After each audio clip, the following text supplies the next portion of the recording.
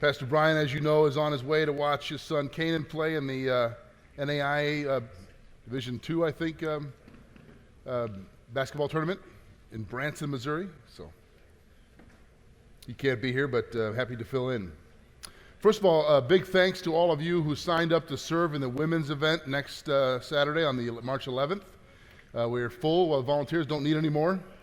But again, thanks to those of you who did, be looking for an email for where to show up and sign up. I think you have to wear a white shirt, black pants, and they'll give you a bow tie if you show up. So, okay, I've got one joke for the day that Brian gave us, and then I've got one that one of our brothers here sent me in case that one fails miserably.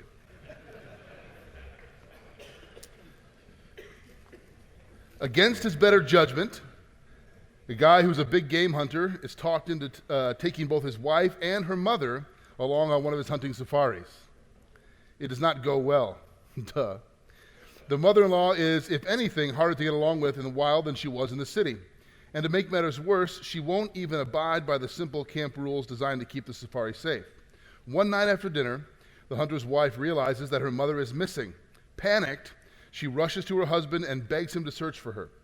He reluctantly agrees, and together they set out. But before they've gone far, they hear a throaty growling sound. Soon they come upon a small clearing in which the mother-in-law stands backed up against a thick, seemingly impenetrable jungle brush, facing a huge male lion. The wife gasps in terror. "What are we going to do? A lion!" "We do nothing whatsoever," the guy says. "That lion got himself into this mess. Let's see if he can get himself out of it." It's not bad. But just because Tom made the effort, I thought this would be a good one. There we go. Okay. A priest, a minister, and a rabbi. You know it's going to be good. Want to see who's best at his job. So each one goes into the woods, finds a bear, and attempts to convert the bear.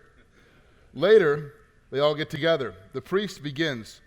"When I found the bear, I read to him from the catechism and sprinkled him with holy water. Next week is his first communion."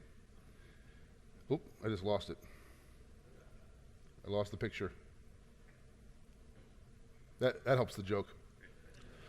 "I found a bear by the stream," says the minister, "and preached God's holy word to him. The bear was so mesmerized that he let me baptize him right there on the spot."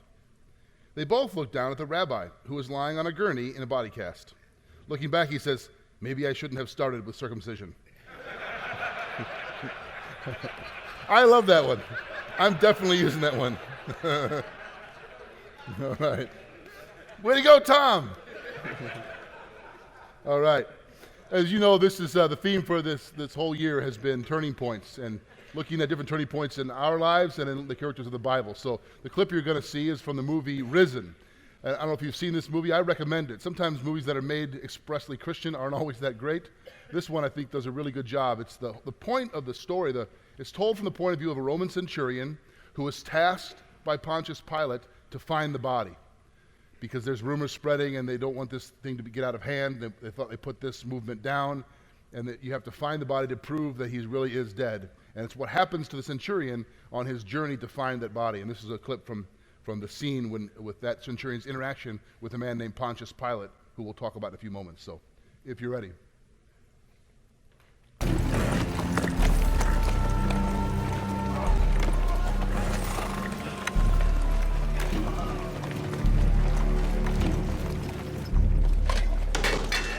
Tribune, Pilate summons you. I'm yet sticky with filth. No matter. There's more trouble.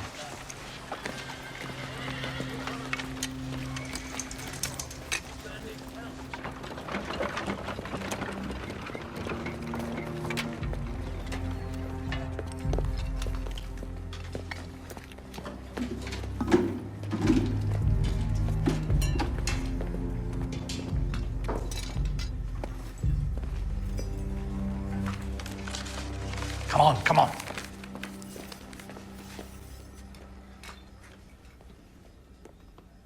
Did you win?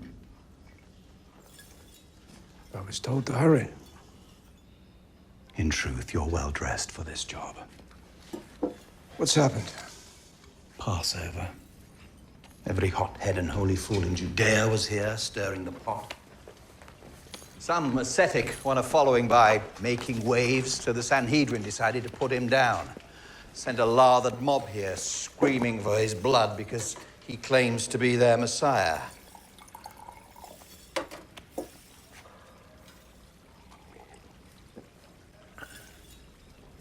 I had to crucify him. Don't give me that look. I've had enough already. I had a situation, Tribune, something you don't seem to understand. Soon the Emperor arrives here, and he expects to find order. Order! What does he want of me, Prefect? Take control out there and finish things. This has gone on long enough. And do this Nazarene a small mercy.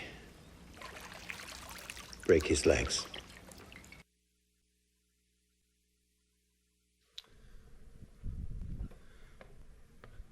For some reason, I thought it kept going. Is that it? That's it? Well, it's pretty good if you want to watch it later. That line when he's, so it's after he's put him on the cross, and that little last line there, do this Nazarene a small mercy and break his legs, meaning go get this over with. And if you know anything about crucifixion, you know you die by asphyxiation. Breaking the legs means you can't push up to get oxygen.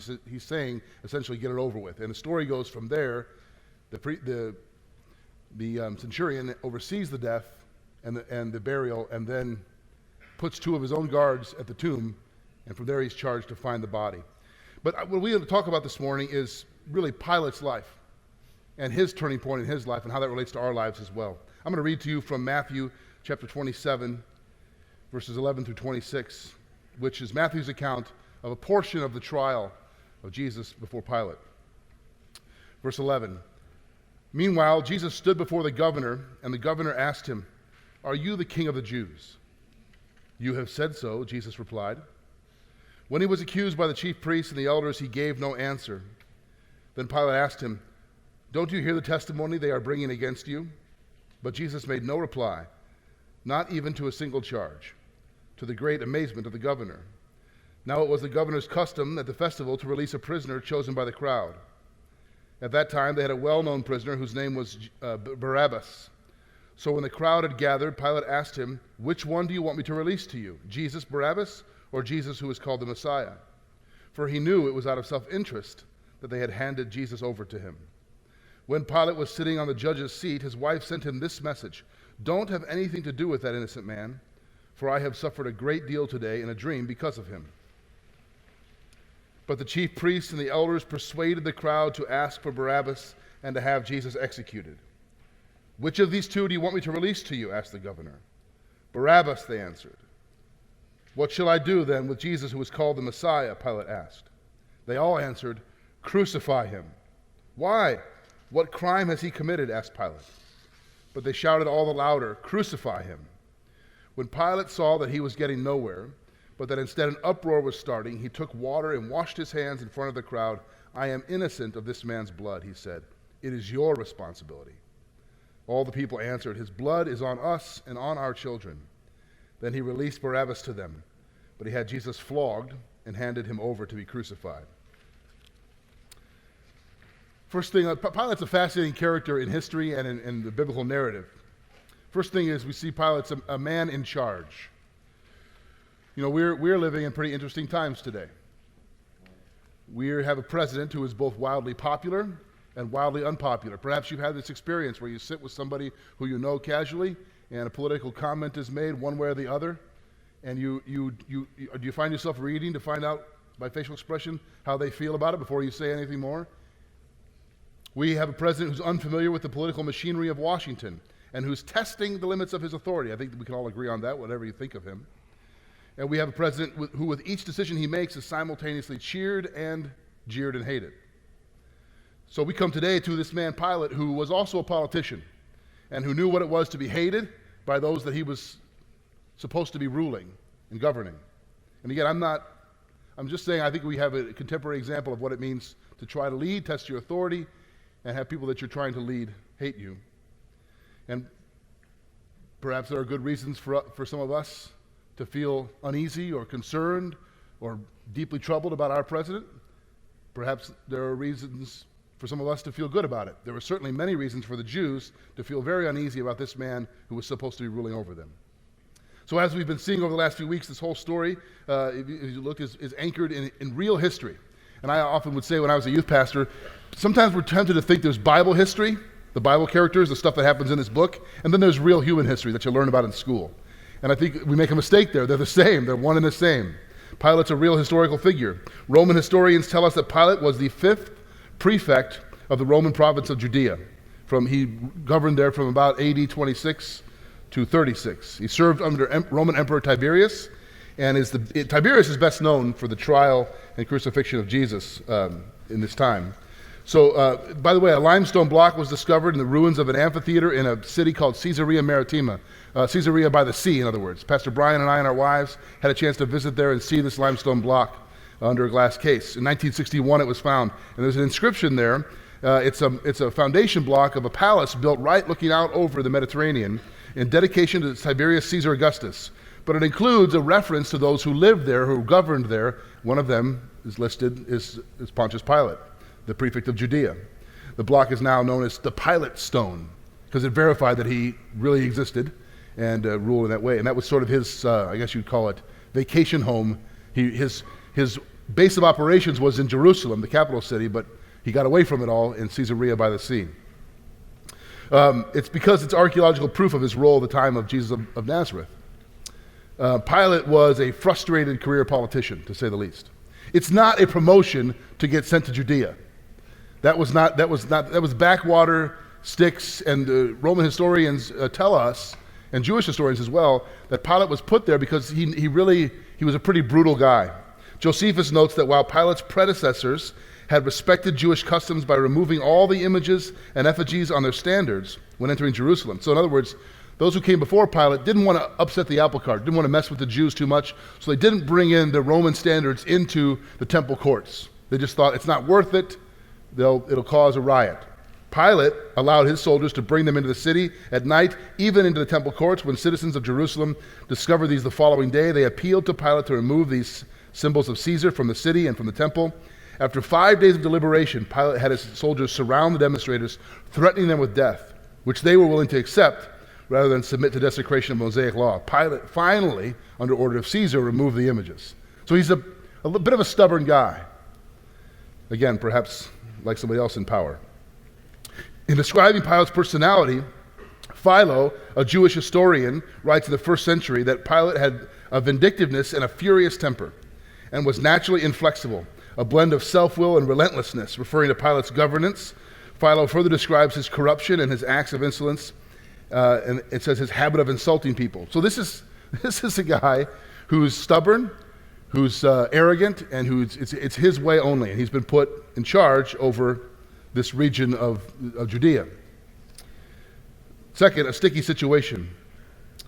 You know, on December 7th, 1941, the Japanese bombed Pearl Harbor. The next day, President Roosevelt called it what?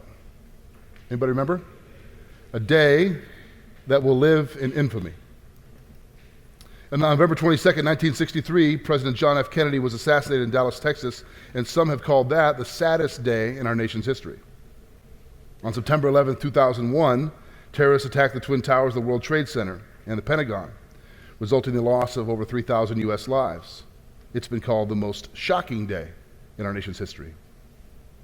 Going back, April 15th, 1865, the assassination of President Abraham Lincoln, perhaps the most tragic day in our nation's history. These are all events that were shocking, sad, infamous, tragic in our nation's history. On the stage of world history, I don't know if there's a more shocking, tragic, sad day, infamous day, than the day that the God of the universe was put on trial by a Roman prefect. It's this day. A sticky situation that Pilate finds himself in. President Truman's decision to drop the bomb on Japan, think about that decision for just a minute. Most of us know it from the history books, and some of you read about it extensively. If he doesn't, World War II in the Pacific would likely continue for many months, resulting in hundreds of thousands of more casualties. If he does, he unleashes the most destructive force the world's ever seen, and it changes all of human history forever. Talk about a sticky situation. I can't even imagine the kind of pressure to make that decision. When Jesus is brought before him, Pilate's he's already on thin ice with the emperor. You saw the reference in the movie, and it's accurate that Pilate was already sort of like on his second strike of 3. The goal of the emperor, of Caesar Tiberius at this time, was, some of you know the phrase, Latin phrase, the Pax Romana, the peace of Rome, which was allow the occupied people, the subjugated people, to worship their own gods, allow them to have their own commerce, allow them to live as long as they do 2 things. They bend the knee to Caesar, and they don't make trouble. They bend the knee to Caesar, they pay taxes, and they acknowledge Caesar as Lord, and they don't make trouble. Rome was pretty tolerant. But you break those rules, and Rome was extremely intolerant. Pilate was not exactly operating the way Caesar wanted him to. He was quick with the lash to crucify people. There are stories from Josephus of Jewish rebels, long before the time of Jesus, would line crucified rebels on outside each side of the road going in and out of Jerusalem as a sign, symbol. Just leave them there for days to those who might rebel. So when Jesus is brought before Pilate, Pilate's already on thin ice with the emperor, and he's thinking about this, right? If I put this man, I have to be careful here.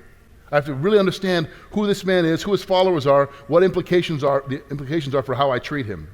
He really wants to get out of this without causing any trouble. He'd been reprimanded at least once and knew that another major disturbance of the peace could probably result in him being removed from his post and perhaps worse punishment. The Jewish leaders, of course, know this. The Sanhedrin, you've heard about the Sanhedrin before, High Council. Think about our Supreme Court and religious authority all kind of rolled into one. 70 members plus 1, the high priest. They had supreme authority in Jerusalem and over in the region over Jews, with the exception they could not put anyone to death. That was the Rome reserved that right. But they had their own police force. They had the temple guard. They governed the people religiously and morally, and in some ways politically. They know that Pilate's in a tight spot. They put him there. Since the Sanhedrin did not have authority to carry out the death penalty, they need to leverage Pilate. They know that he doesn't respect their religious laws.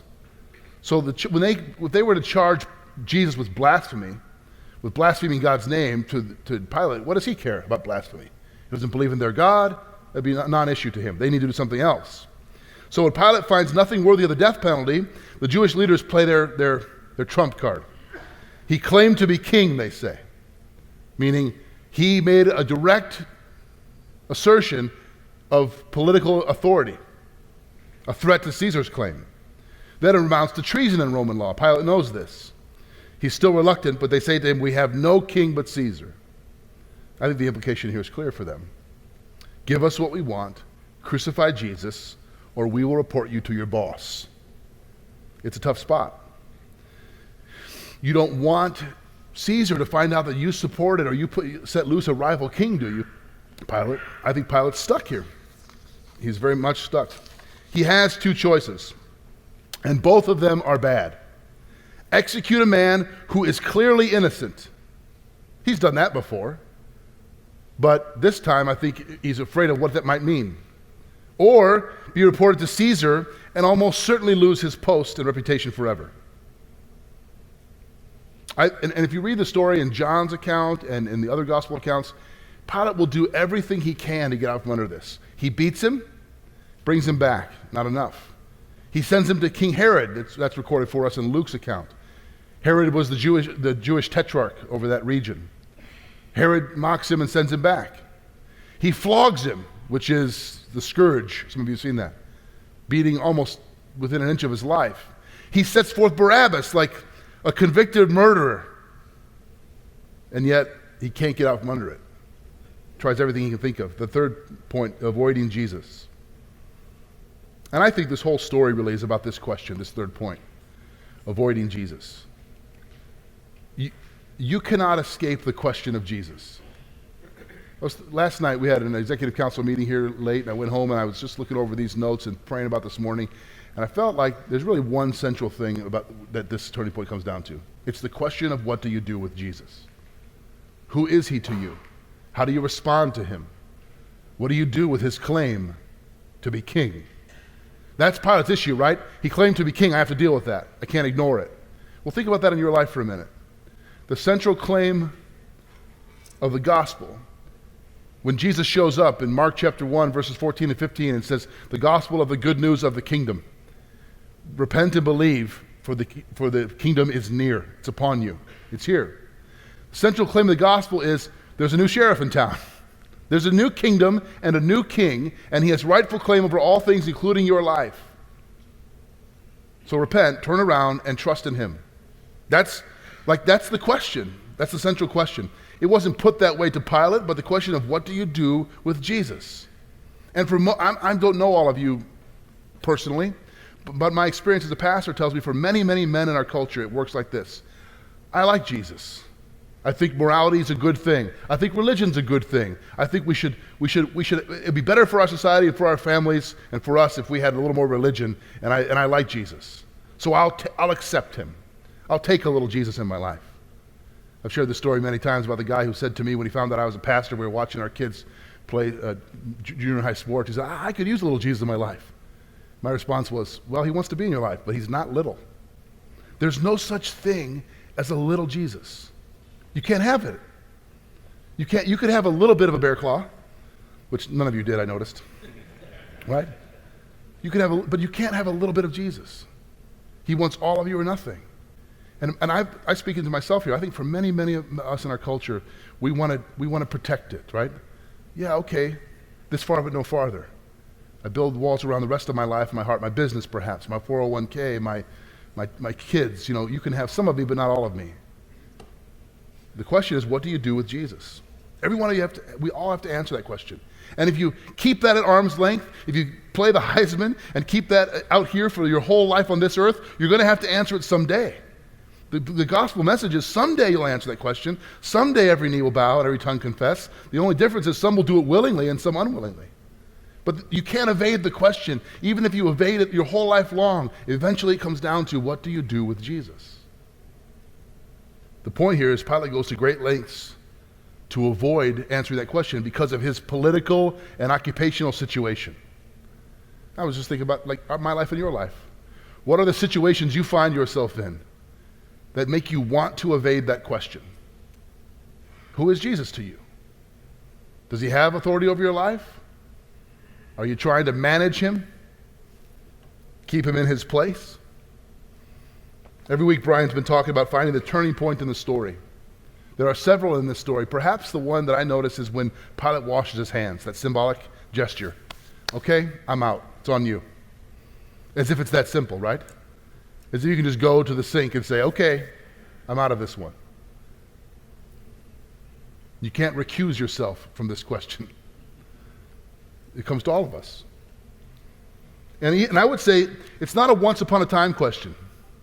It's not like you answer it once, okay, I believe and I trust in you, and then I go on with my life as best I can. For those of us that have trusted him and have surrendered our lives to him, it's a daily question, or moment by moment, isn't it? It comes to you over and over again. This day, this moment, this decision, this relationship, will I trust you? Will I seek you? Or will I do it my way? I would suggest to you guys there's no greater question that you could answer in your lives than the question of what will you do with Jesus?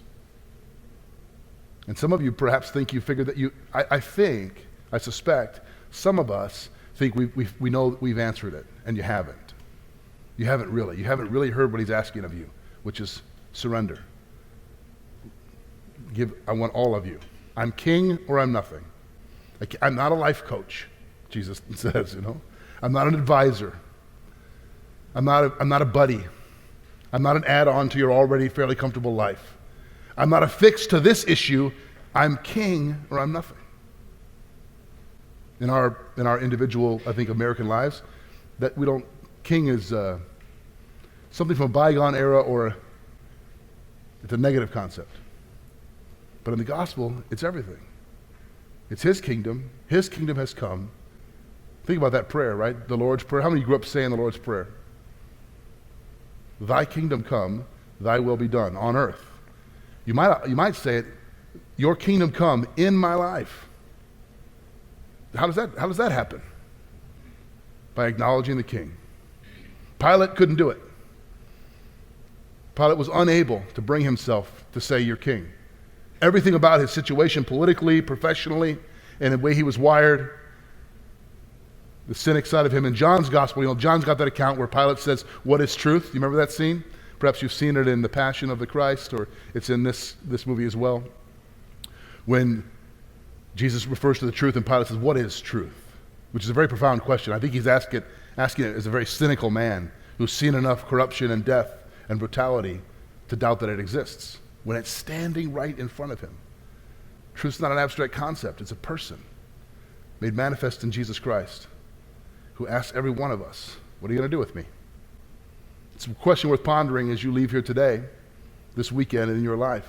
What do you do with Jesus? You've got some questions here for your own discussion. You see, number one, Pilate viewed himself as a man of power and control, yet the truth was he had very little power. I think that's a very curious and ironic situation. He viewed himself as, he says to Jesus at one point, "Don't you realize I have authority to put you to death or to set you free?" Remember this exchange? And what does Jesus say to him? And remember it? "You would have no authority if it wasn't given by me, by my Father. You have no authority except that which I allow you to have." What a crazy exchange. Think about that for Pilate, he represents Caesar, the most dominant force in the world of the day. He's got a guy stripped, bleeding, half dead standing in front of him. He's handled many Jewish rebels. This is just another one to him. And this guy, he says, "Don't you realize what authority I have?" And this bleeding, almost dead guy says, "You have no authority unless I give it to you." In what ways does Pilate represent all of us? In this, think about it. In what way does the illusion of power and control in your life? What areas of your life do you think, I got this one. I got this part dialed in. I've got this part of my life figured out. Maybe not over here, but I have this. Do you? Do any of us? Second, Pilate tries to avoid making a personal decision about Jesus only to find that he ends up being responsible for his death. Was there a time in your life when you avoided making a decision about Christ? Put simply a moment ago, what do you do with the question of Jesus? It's the most important question for any of us. Let me offer a quick prayer. You can grab some coffee and then get to your questions, and I'll come back up at the end and wrap us up. Father, sometimes these familiar stories from the Bible, which we know a little bit about, cause us to miss their real impact. Open our hearts and our minds as we discuss around these tables, and even as we go from here, this weekend even, to take seriously this question which was put before Pilate so many years ago, and you put before us this morning. What will we do with the King of Kings and the Lord of Lords? By your grace, help us to surrender. We pray in your name. Amen.